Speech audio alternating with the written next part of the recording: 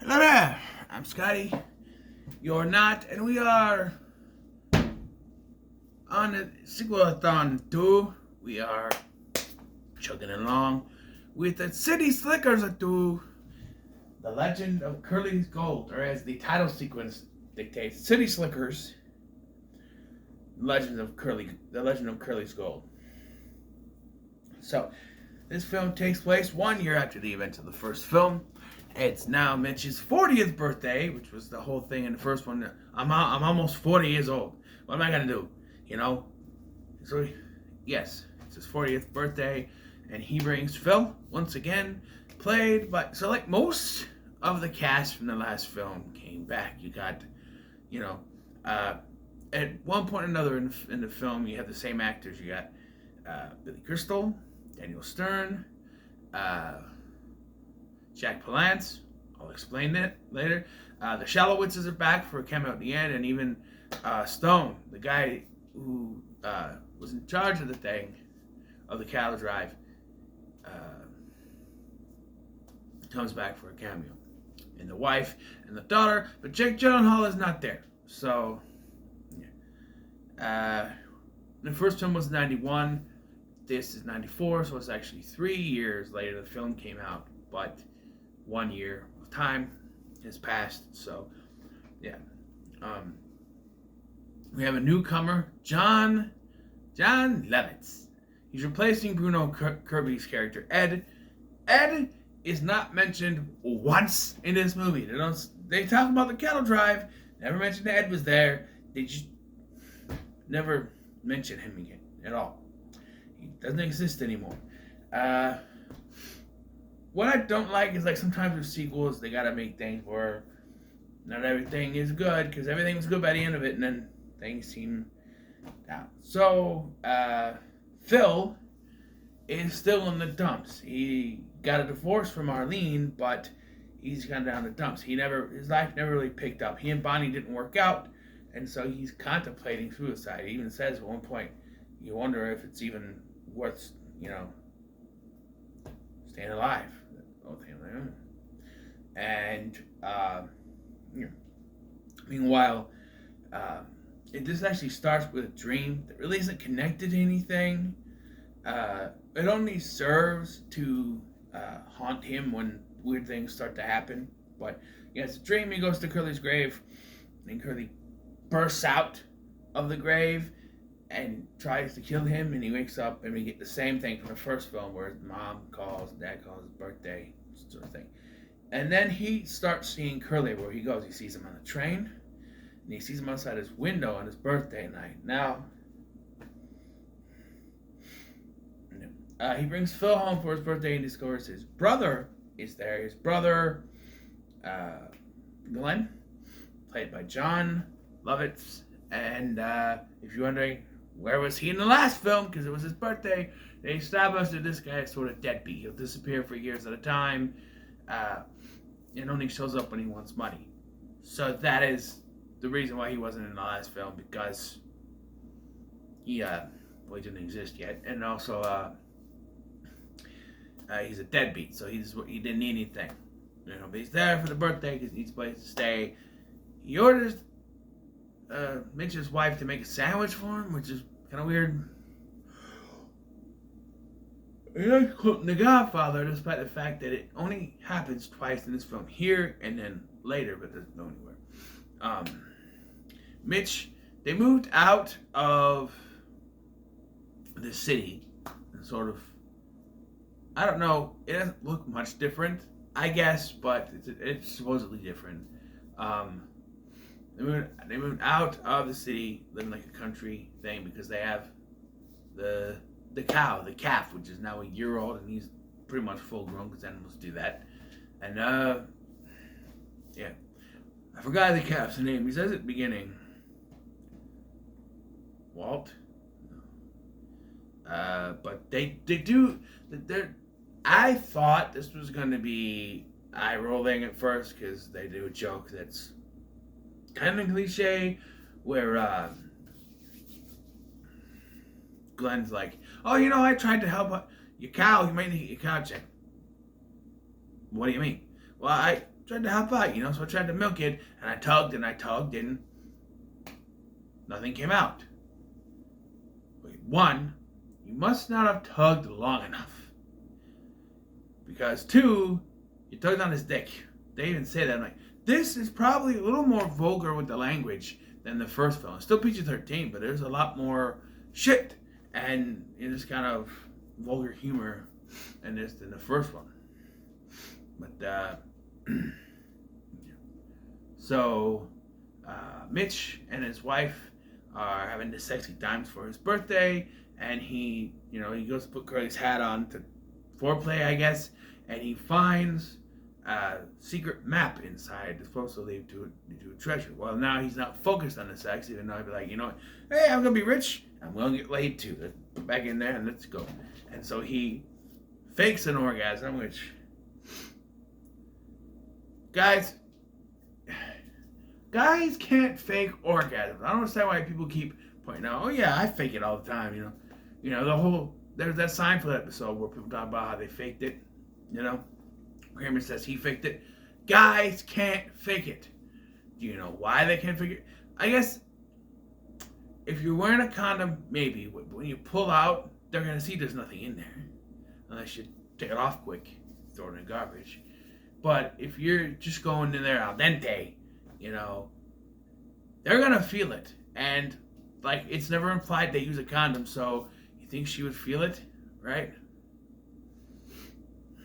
I don't know. I don't want to talk about Billy Crystal having sex anymore. But he's like, hey, why don't you go hide, and I'll find you, and we'll have round 2, or something like that. And okay. She's like, okay, and she goes to hide, and then he looks at the map some more. And then it was over candles that was going to burn, but it wasn't. He sees Curly again, and freaks out. So, yeah, he's supposed to go to this convention in Vegas, because Phil is now having a job. He has a job at the radio station. He is now in charge of the radio station, taking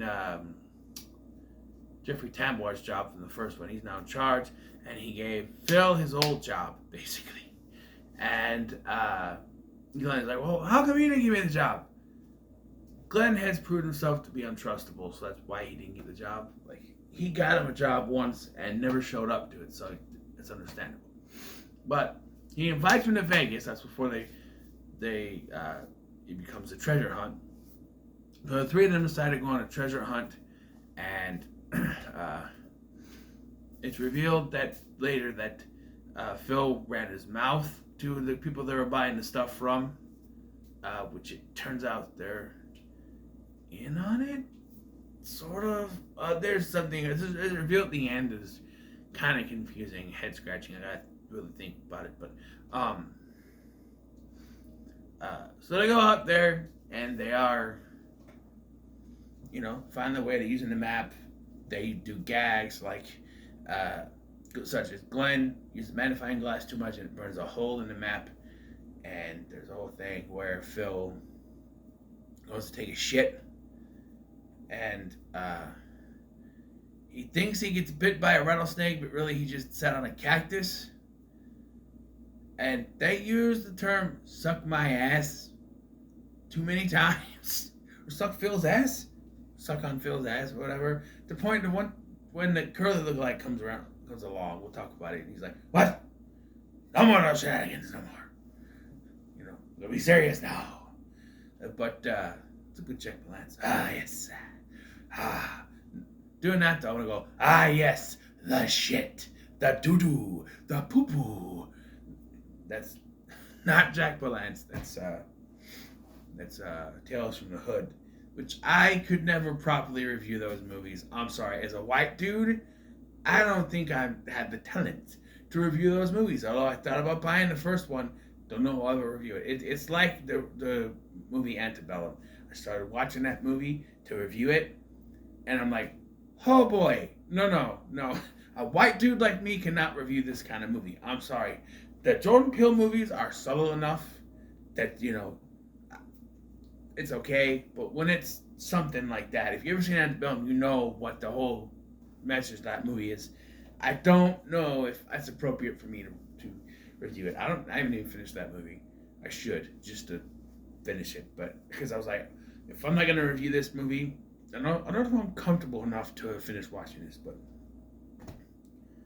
I don't know. And I've seen Roots. We used to watch Roots in school, and that's some good shit. Good Gente, named Toby. It's good. It's long, but it's good. Anyway, I don't condone slavery in any way. I'm just saying that it's a good miniseries. It tells a good story of racial oppression and gets the message across. Is what I'm saying. I'll never review that either. That's one, too long, and two, also out of my wheelhouse. But anyway, back to City Slickers, right? The hell was I even talking about? Ah, yes, the shit, the doo-doo, the poo-poo. Yeah, that's where I came from. Anyway, so they get out there to a certain point, and they are robbed by these guys, the guys that Phil told about the treasure, right? So they're saved by what appears to be Curly back from the dead, which is a running joke that needs to die because it happens too many times. Towards the end, it happens twice within 5 minutes. It's like, come on. But no, it's actually his twin brother Duke, a.k.a. a convoluted way to bring back Jack Palance because he was one of the best things in the first film.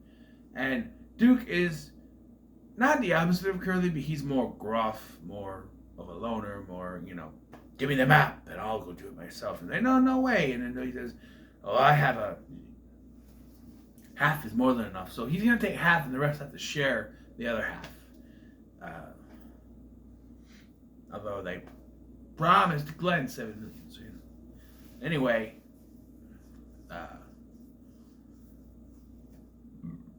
excuse me. So they got on the trail. Was it Walter? Walter? Was that the cow? The calf? Walter. Anyway, so eventually, I forgot in the shenanigans section, they almost lose the map and Mitch almost dies. So they decide to trudge forward until they eventually lose the map, I think is what it was. Because the map was stolen, but it was not the real map. It was a map that Mitch made for Glenn, but it wasn't a real map. It led him back to the highway just in case something happened to them. He could get out and he can call the police, sort of thing. He'd be able to get out of there and get safe. But Glenn, of course, thinks, you don't trust me. You don't trust me. There's a whole thing where he can tell you how many letters are in a word. Just like, if you just give him a word or a sentence. He does it with sentences too. I don't know. It only serves to show you that he's smarter than he appears. But I guess John Lovitz is a good actor to do that with. But they lose the map at some point. I kind of missed that part. I don't know how. They lose the map somehow. And so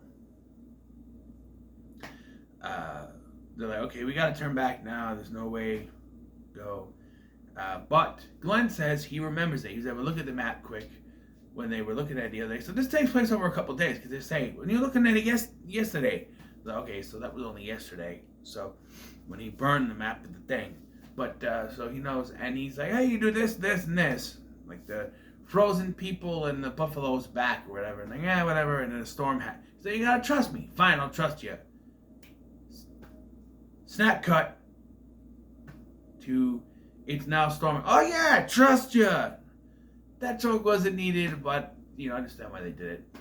And then they do the joke. Oh, it's cold. We need to hug together, for warmth. And then, oh, hey, what about Duke? We gotta ask Duke. So he has to go. You wanna hug us? What? That sort of thing. And Jack Palance says, what? For warmth. I'm fine. And then they do this gag the next morning where he wakes up. Well, first of all, they wake up and John Lovett's hand is on Billy Crystal's crotch. I don't know, I rolled my eyes. It was like, oh, really, we're doing that joke. But anyway, he goes up and Duke looks like he's dead, like Curly was. And he's like, gotcha. And he's like, oh, we're going to go back. We're done. There's no more. We can't do it anymore. He's like, what? Down past the buffalo's back? There's no back. Oh, yeah? look, and he looks in the thing, and he's like, what? And they're frozen people too. Look over there. So they basically found it. So they find it, and they find the treasure after dealing with bats and almost dying again. They find the treasure, and then the two guys show up again, and Glenn gets shot, saving Mitch. But it turns out they're blanks, because this was all part of a special tour that apparently Curly was going to put together with the guys from the cattle drive, and this was going to be a thing to bring in tourists. And the gold they find was actually gold-painted lead, not real. To which Duke is very mad, but Duke's like, no, Curly said we were going to be rich. And he's like, yeah, he wanted to cut you in. This is where we get the cameo Stone and the Shalowitzes from the first film. And, yeah. So Mitch goes back to his hotel room. It's over. They said they're disappointed, but somehow they're not mad. They did it. They still feel good. They found the goal. For all intents and purposes, they found it. What the map led to, they found it. I should mention that the map has a missing corner, and they never once really contemplated what the missing corner has in it. They just assumed this would have led to. But the missing corner, maybe it's just a corner, who knows. But so Mitch goes back to his hotel room in Las Vegas, and he's in a shower. And as soon as he opens the shower, Duke is standing there. He's like, ah! Duke's like, it's like, really? I was waiting for him. Don't you knock? You know? But yeah, Duke tells him, because they're talking about that one thing, which, he says, that one thing, honesty, integrity. Maybe it's different for everyone else, so maybe that's his thing, because that doesn't really fit with Mitch in the first one. But he's like, I was gonna cut you guys out of it. But yeah, I was gonna find the gold and say I didn't find it, and when you left, I was gonna come back and get it, take it all for myself. But I didn't. Yeah, because there's no gold to take. But I got there and I couldn't do it. Yeah, because there's no gold to take. It's fake. It was fake. He's like, no. And he puts a gold bar down, and it looks different than the ones that they found, so that's credit to them. It looks more realistic. The other ones look like gold-painted lead. This one looks more realistic. It looks like something painted on it, but it looks more realistic. And he's like, what? And he starts chipping it with a butter knife. Nothing's happening. He's like, it has brothers.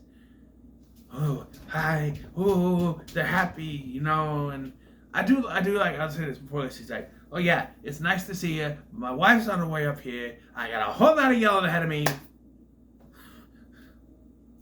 I like that. But yeah, it was a feel good ending. They got the goal. They're gonna be rich, and they never made a third one. I would have liked one more. I think both of these films are solid.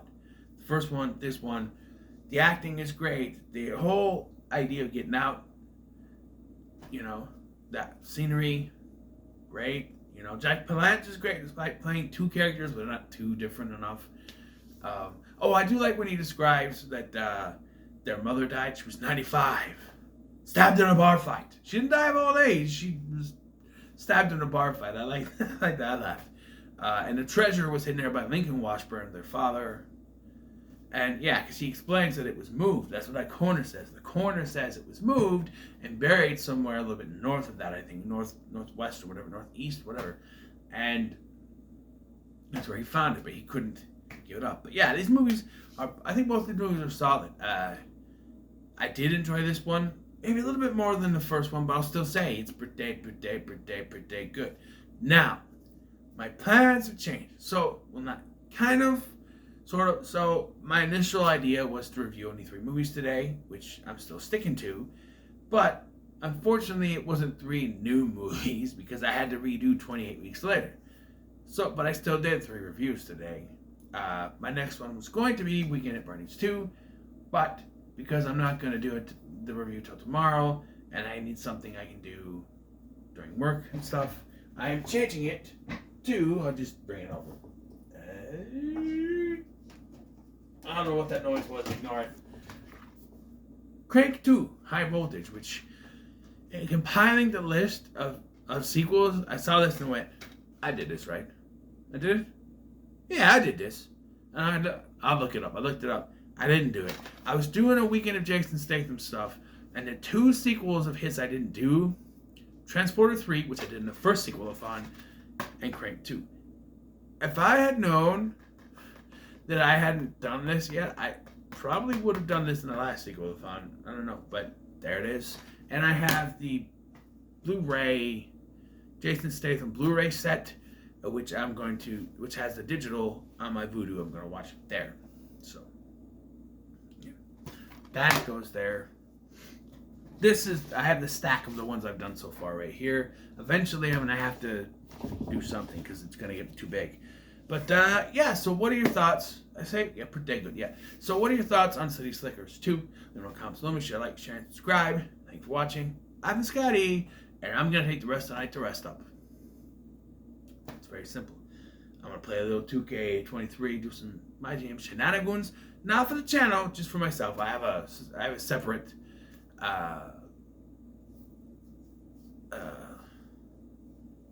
game, what do you call it? A separate load, a separate not account. I have one that I'm using for the channel, which I want to break from. I'm going to try to do it.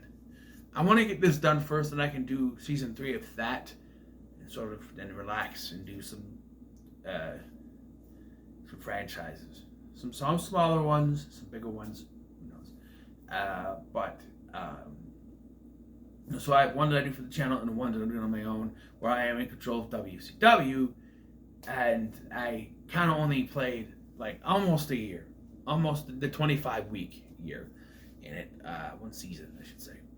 So I might play that a little bit later, but yes, thank you for watching. I've been Scotty, and I'll see you in the next one.